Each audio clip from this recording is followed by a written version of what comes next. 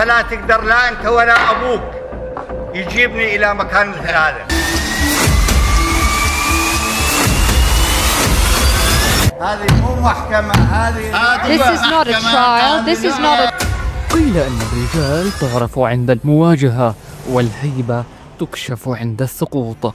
في مشهد لم يرى مثله في التاريخ الحديث، وقف رجل في مواجهة الموت ثابتا كالطود، شامخا كأنه ذاهبا إلى غرسة لا إلى مقصلة.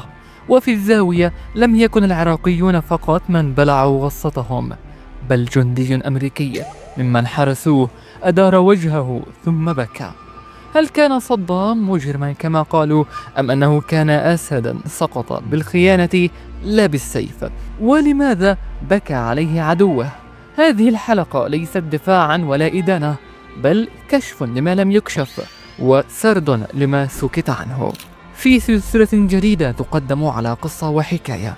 كان السجن الأمريكي الذي احتجز فيه صدام يسمى كامب كروفر، وفيه خصصت له زنزانة من إسمنت وحديد وسرير لا يشبه العروش. لكن العجيب أن من راقبوه لم يروه منكمشا ولا منكسرا، بل وصفه أحد الجنود بالرجل الذي يدخل الزنزانة وكأنها قصره، ويمشي في الممر وكأن الجنود حراسه. جندي أمريكي كتب لاحقا: تعلمت من صدام ما لم أتعلمه من كل قادتنا، لم يطلب شيئا ولم يشتم أحدا، لم يتذلل قط، صمت مهيب وهيبة تشع رغم القيود. حين أحضر إلى المحكمة لم يكن مثل من رأيناهم من قبل، لم يخفي وجهه ولم يتوسل، لم يتلاعب بعينيه، نظر في وجوه الجميع وقال كلمته المشهورة: أنا صدام حسين رئيس العراق. كأنها صرخة من يعرف قدره، من يعرف أن التاريخ لا يكتب بالحبر وحده بل بالهيبة أحيانا. وشهد أحد المترجمين أن أحد الجنود تولوا حراسته قال يوما: لو كان صدام أمريكيا لصار رئيسنا بكل جدارة.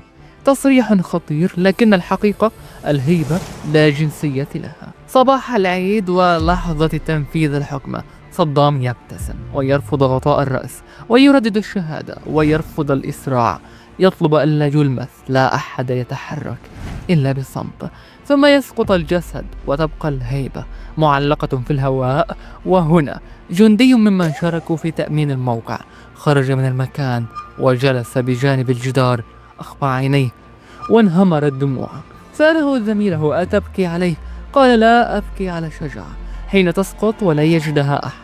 ليس حبا في صدام ولا دفاعا عن تاريخه، بل أنه رجلا يسير إلى الموت كما يسير العظماء إلى منصات التتويج. رأى عدوا لا ينكسر في زمن كثر فيه الانحناء، كان صدام الاستثناء. وهنا المثل العربي يهمس من بعيد: إذا رأيت الهيبة تبكي الأعداء فاعلم أن صاحبها لم يكن عابرا. لم يكن صدام نبيا ولا معصوما، لكن كان مما لا يشترى الهيبة والثبات والموقف في زمن تباع فيه القيامة.